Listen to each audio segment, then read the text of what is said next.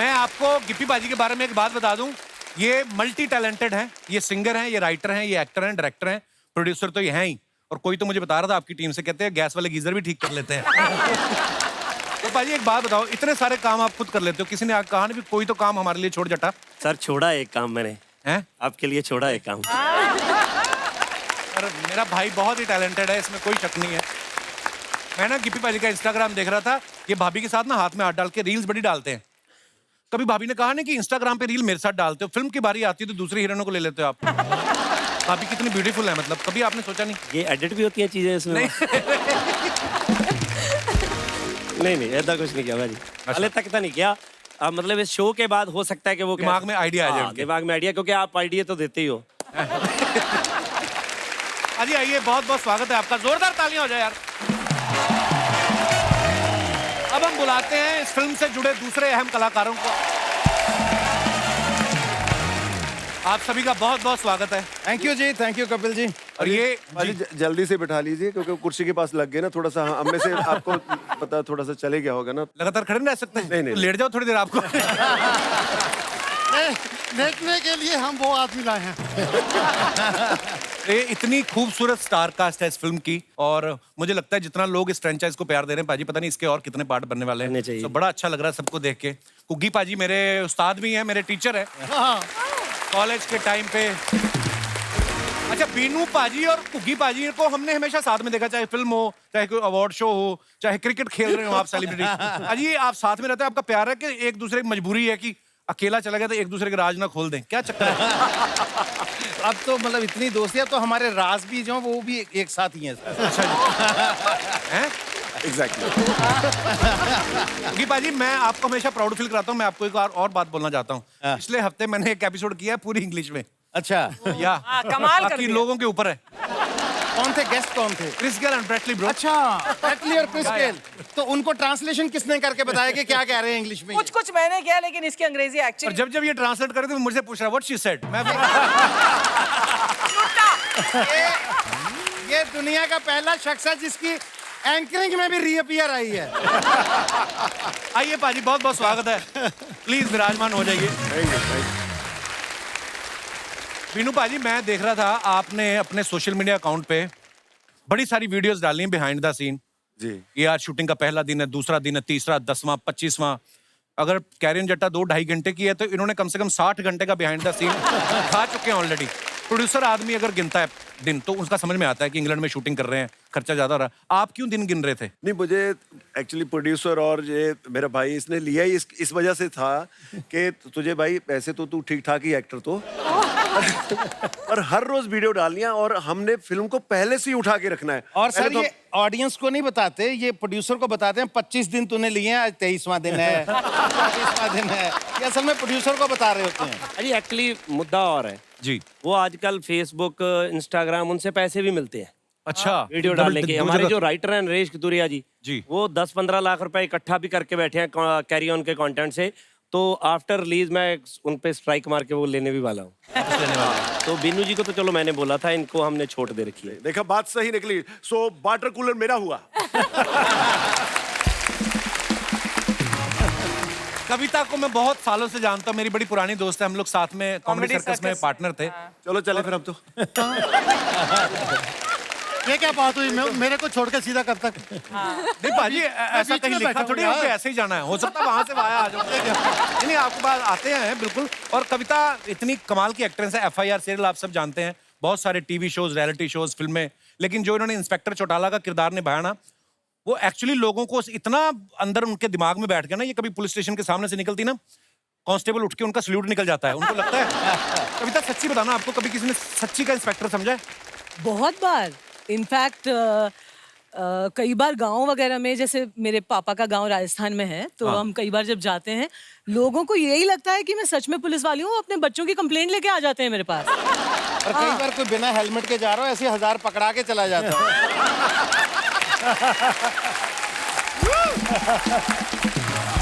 ये पकड़ भी लेती है। Why not? I'm very cheap.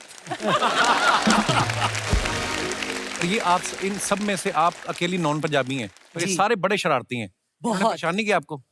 Actually परेशान भी करते थे तो पंजाबी में ही कुछ ना कुछ बोलते थे सेट पर। और ठेठ बीनू जी की और सोनम की पंजाबी बहुत अच्छी है, लाइक एकदम ठेठ पेंडू पंजाबी जो है ना वो बोलते हैं ये दोनों। And normal Punjabi I can understand, लेकिन इनकी पंजाबी बिल्कुल। पर बड़ी बात है तुम्हें पेंडू का मतलब पता है। पेंडू पंजाबी ये बड़े कम लोगों को पता था। पेंडू छेड़ते तो पंजाबी इनको सब थे, बट ये छिड़ती सिर्फ बीनू जी से है। लेकिन बिनू जी, सोनम जी, ये कोई कॉम्प्लीमेंट नहीं है। उन्होंने कहा इनकी तो नॉर्मल पंजाबी है, आपकी अब नॉर्मल पंजाबी।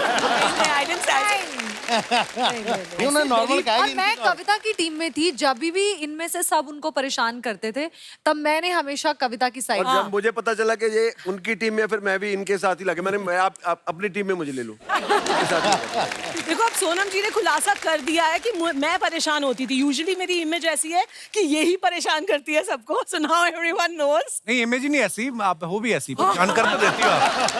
हाँ, एक किस्सा मुझे कपिल और मेरा याद है। हम हाथरस से आगे एक मेले में गए थे, याद है? उस मेले में अर्चना जी थोड़ा सा ना क्राउड राउडी था। अच्छा। तो और कपिल और कृष्णा ने मुझे कहा था चल चल ये इवेंट बहुत अच्छा है। उन दिनों FIR was on the peak. Kapil तो खैर हमेशा से ही कपिल शर्मा। सो दे वर लाइक नहीं बड़ा मजा आएगा और मेला है, हमें ना सारी ऑडियंस को कैप्चर करना चाहिए। अच्छा, वहाँ पे एक और बात थी, हम सब आर्टिस्ट, हमारी छोटी छोटी फोटो और सुरेंद्र तबले वाले की बड़ी फोटो। एंड इतना राउडी क्राउड था, बहुत ज्यादा लोग गाड़ी पर भी पीट वगैरह रहे थे। तो मैंने कपिल को इतना, आई एम सॉरी बट डांटा। मैंने कहा तेरी वजह से आए हैं हम, अब कपिल तू मेरे आगे चलेगा और मेरे पीछे कृष्णा चलेगा, और अगर मुझे किसी ने चूटी काटी तो तुम्हारी मैं चाकू से छील दूंगी।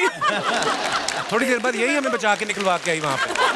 सीरियसली, ये रूप मैंने कविता का उस समय पहली बार देखा था।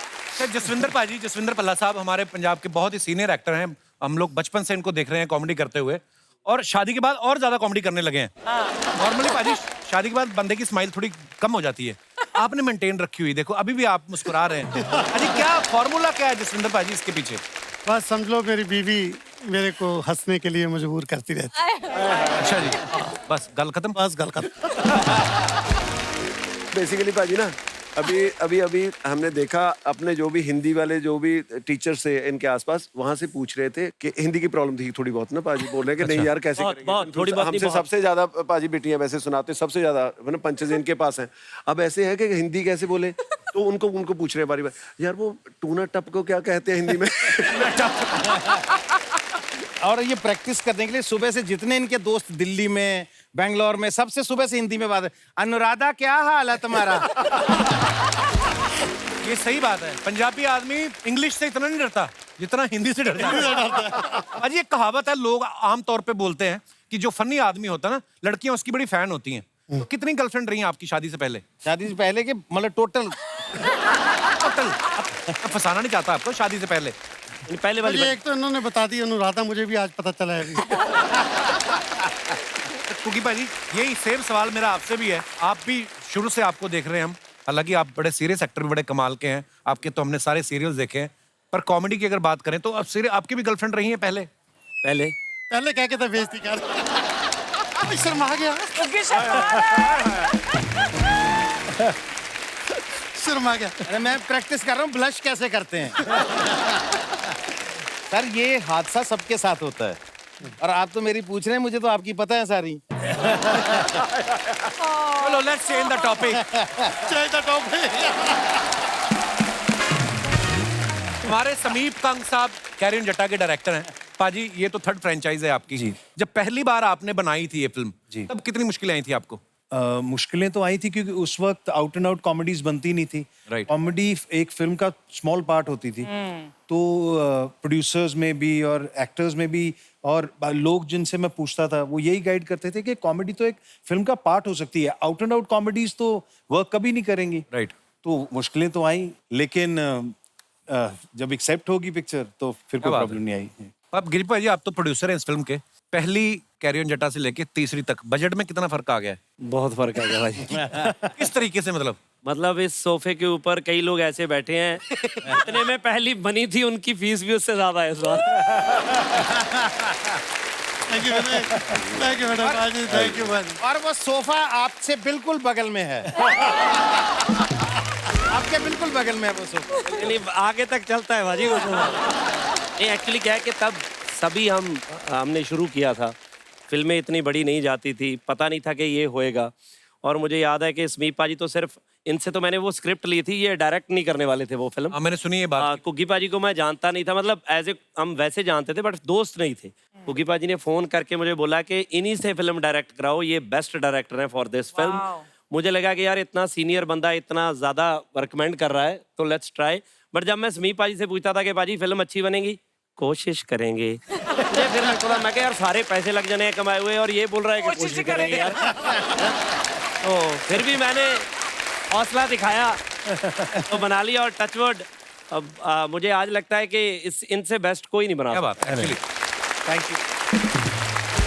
जब से मैं कुग्गी पाजी को देखते थे ना, जब तब उस समय ऑडियो कैसेट्स आते थे, तो ऑडियो कैसेट में ही कॉमेडी होती थी। उसके बाद डीवीडीज आने लग गई पाजी, है ना जसविंदर पाजी? आप भी पहले ऑडियो कैसेट बहुत आते थे, फिर डीवीडीज आने लगी, फिर डीवीडी का दौर खत्म हुआ, फिर पंजाबी फिल्में आ गई। पाजी सबसे ज्यादा किस दौर को एंजॉय किया कुग्गी पाजी आपने? देखिए दौर जो भी आता है वो बहुत अच्छा आता है, लेकिन अपना वो फन दिखा के निकल जाता है। ये भी दौर निकल जाएंगे। लेकिन आपने ऑडियो कैसेट की एक बात की तो मुझे इस पे किस्सा याद आ गया। जी भाई। अपने क्रिकेटर हैं जी हरभजन सिंह, अभी वो स्ट्रगल कर रहे थे, अभी टीम में नए नए आए ही थे। तो उससे पहले उनके घर के 3 घर छोड़ के, वो खुद बताते हैं, भाई वो शो देख रहे होंगे, सॉरी हैं, बोले एक सामने एक लड़की रहती थी, वो बोले हम रोज प्रैक्टिस के बाद 1 घंटा मैं छत पे, 1 घंटा वो भी छत पे, तो दूर दूर से ये सब नैन वैन लड़ते थे। बोले एक दिन उसने कहना, वो कह रहा पाजी मुझे जिंदगी में इतना बुरा आदमी कोई नहीं लगा जितने आप लगे। क्यों? मैंने कहा क्यों? कहना तू मेरे 3-4 साल की स्ट्रगल के बाद फाइनली एक दिन उसने मुझे एक ऑडियो कैसेट दिखाया। कहना मैंने 4-4 सीढ़ियां इकट्ठी उतरा मैंने। तब क्या होता था, लोग अपने महबूब के लिए, महबूबा के लिए ना वो गाने भरवा के लाते, तुम जो मिल गए हो। पता ना एक कैसेट में 8 गाने भरवाते थे तब जाके। तो कहना मुझे लगा बात बन गई, 8 गाने भरवा के ले आई मेरे लिए। कहना मैं भाग के गया नीचे, कहना नीचे जब मैंने उसका रैपर देखा आप बैठे थे वहां पे। यानी मुझे कॉमेडी कैसेट दे के गई वो।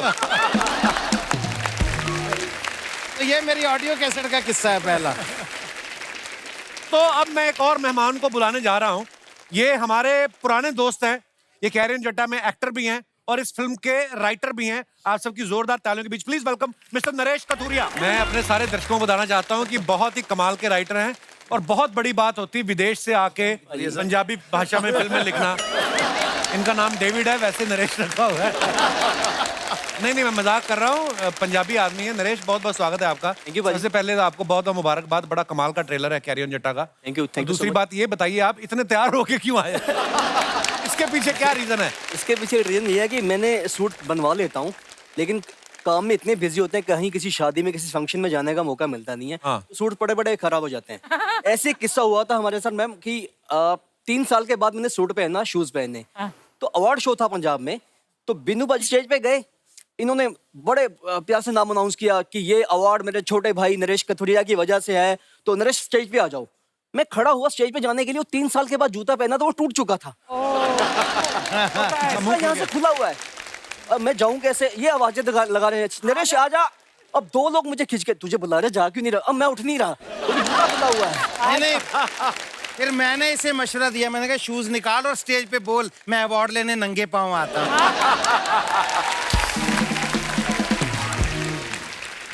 बैठिए प्लीज, आप बैठ सकते हैं, आप भी इनवाइटेड है। Thank you. एक बात पूछिए, इस फिल्म को आपने लिखा भी है, आपने इसमें रोल भी किया है और पहले भी आपने किया था, मैं देखता हूँ हमेशा आप। तो ये डायरेक्टर की खुद की मर्जी से आप कास्ट होते हैं या आपने स्क्रिप्ट में लिखा हुआ कि अगर मुझे रोल नहीं दोगे तो जाओ फिर ले लो स्क्रिप्ट जिससे लेनी है? मैं बताऊं पाजी, क्या कैरियन जट्टा एक ऐसी फिल्म है, यहाँ बैठे हर आर्टिस्ट को उसका लालच है कि मैं होना चाहिए। गिप्पी भाई प्रोड्यूसर है, उनको भी लालच है मैं इस फिल्म में होना चाहिए। ये ऐसी फिल्म है हम सबके लिए, ये वो फिल्म है जिसने हम सबकी जिंदगियां बदली हैं। क्या बात। यार वो इंग्लैंड वाला किस्सा सुनाओ जो लिफ्ट में था, वो क्या था? ऐसे क्या थी, फिर भी क्या बात इतनी थी? गालियां मिली थी, वो लोगों को लगा कि मैं अंग्रेज हूँ। तो कोई पास खड़ा था, तो कुछ साउथ इंडियन लड़के थे, लड़के लड़कियों का कुछ कैंप आया था, अभी कैरियन जट्टा के शूट की बात है। तो लिफ्ट में खड़े हैं हम लोग, तो मैं पीछे खड़ा हूँ। तो जैसे ही मैं पहले मुझे निकलना था लिफ्ट से ही, तो मैंने ऐसे हाथ में एक्सक्यूज मी बोला, तो उसने गाली दी कि इस मतलब गंदी सी गाली देके इस गोरे पी को, करके बोल दो, पी करके बोल दो। इस साले पी गोरे को निकलने दो। मुझे तो समझ नहीं आ गई, मैंने मैं क्या बोला, वो घबरा गया एकदम से। तो ऐसे किस्से कई होते हैं। तो अब तो पहला पार्ट हिट हो गया, दूसरा पार्ट है ना हिट हो गया, तीसरा पार्ट, अब तो जैसे आप बोल रहे दोस्ती होगी, कभी किसी ने साइड में ले जाके कहा है कि 2-2,500 ज्यादा ले लो, मेरा जरा ज्यादा लिख दो, कोई बोलता कोई? सब बोलते हैं लेकिन साले 2,500 भी नहीं देते। भाई वो दूरदर्शन वाला किस्सा सुनाओ ना, जब पहली बार आपका सीरियल आया, आप सेम कपड़े पहन के अगले दिन जो जब हमने अर्चना जी काम शुरू किया, दूरदर्शन पे शुरू किया हमने, तो दूरदर्शन तब बहुत बड़ी बात होती थी, लेकिन बात तो छोटी थी, मतलब क्या टीवी पे आप आते थे थोड़ा बहुत। तो जिंदगी में पहली बार एक युवकों का प्रोग्राम मैंने किया, जमा तरंग। तो मैं पैदल ही चलता था, सड़कों पे घूमते थे, कोई साइकिल भी नहीं था तब तो मैं शास्त्री मार्केट चौक जालंधर में जा रहा हूँ, पहली बार मुझे जिंदगी में किसी ने रिकॉग्नाइज किया। ओहो। बंदे को कितनी खुशी होती, मुझे आज भी वो 2 चेहरे याद हैं। वो एक रिक्शा पे, मैनुअल रिक्शा पे 2 लेडीज जा रही हैं, तो मैं पैदल जा रहा हूँ, तो एक लेडी ने पीछे देखा और साथ वाले कहनी वो लड़का जो टीवी पे आया था। दूसरी जब तक देखती तब तक वो रिक्शा टर्न कर गया। अच्छा। अब मुझे टेंशन होगी, दूसरी ने तो देखा ही नहीं मुझे। अच्छा, जाना इधर था, मैंने रिक्शा ऐसे टर्न किया, वो जितनी दूर वैन खड़ी है, तो मैं कितनी दूर भाग के उधर गया।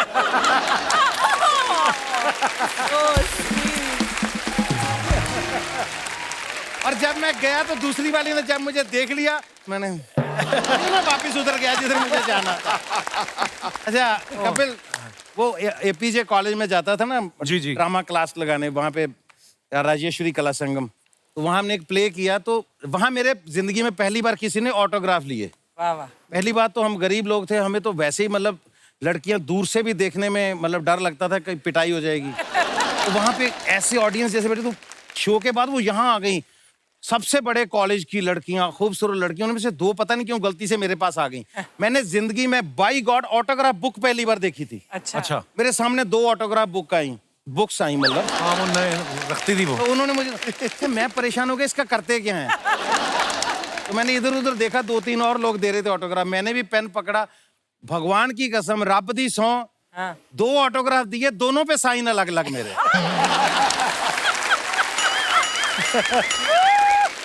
और वो दोनों पहले अपनी अपनी बुक देख रही हैं, उसकी देख रही है, फिर मेरी तरफ देख, फिर उनको हुआ पे गलत ऑटोग्राफ ले लिए साले से।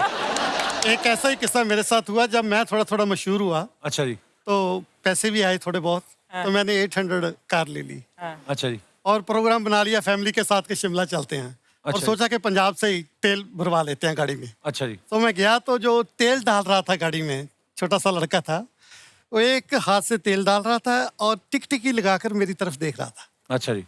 मैंने देख लिया कि इसने टीवी में देख लिया है, मेरे को पहचान लिया, मेरी फिल्में देखता है, कैसेट्स देखता है।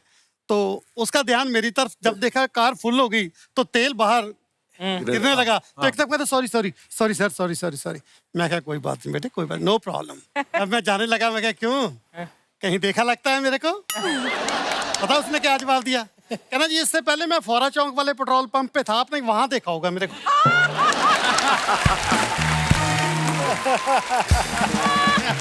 बाजी, कैरियन जट्टा के एक लॉयल फैन फॉलोइंग है, उन सबके सवाल हैं कुछ, आप में से कोई भी जवाब दे सकता है। किसकी वजह से सबसे ज्यादा रीटेक होते थे? पल्ला साहब। क्यों, क्या रीजन? पल्ला साहब सारी उंगलियां आपकी तरफ सी हैं। सबसे बड़ी बात, कसूर दूसरों का निकालते हैं यार। तू चीख मार दी उसने पाँव ऐसे हिला दिया। अपना डायलॉग इसलिए नहीं बोला, मुझे पता था तू बोलेगा। अच्छा। हाँ मुझे पता था। और ये सब फ्रस्ट्रेटेड ने, क्योंकि डायलॉग मेरे चल दिया, एडवोकेट ढिल्लों ने काला कोट एने नहीं पाया। अभी इसका क्लाइमैक्स शूट कर रहे थे कपिल, एक शॉट में इन्होंने 8 रीटेक दिए। तो 9वीं बार अब इनको समझ में नहीं आ रहा किस पे ये कसूर डालूं मैं। तो यार ये संगा क्यों बोल रहा है इतना? गिप्पी ने बताया, बोले सर संगा का तो शूट ही नहीं, संगा तो आज आया ही नहीं है। नहीं आया तो कोई भी नहीं, उसको बोलो खामोश रहे फिर भी। सबसे ज्यादा आलसी कौन था जो सेट पे हमेशा लेट होता था? क्योंकि बाजी अब आपके गुरुजी के बारे में हम क्या बोले? ऐसे अब बचा ही मैं हूं तो मेरे पे डाल अब कपिल के गुरुजी के बारे में हम क्या बोले? अच्छा, सेट पे सबसे ज्यादा दोस्त किसके मिलने आते थे? कुग्गी पाजी के दोस्त तो सारी दुनिया में मिलने आते हैं, मतलब जितने दोस्त कुग्गी पाजी जी के हैं मैंने आज तक कोई बंदा नहीं देखा। और ये कहीं पे भी बैठे हो, मतलब अभी भी इनको कोई फोन आ जाए कि पाजी एक डीसी के साथ काम है, उस फलाने बंदे का, हमारे चाचे की बुआ का ऐसे से ऐसे हो गया, ये सारा कुछ छोड़ के उसको सीरियसली लेके पहले उसका काम करेंगे। फिर आएंगे। अच्छी बात है।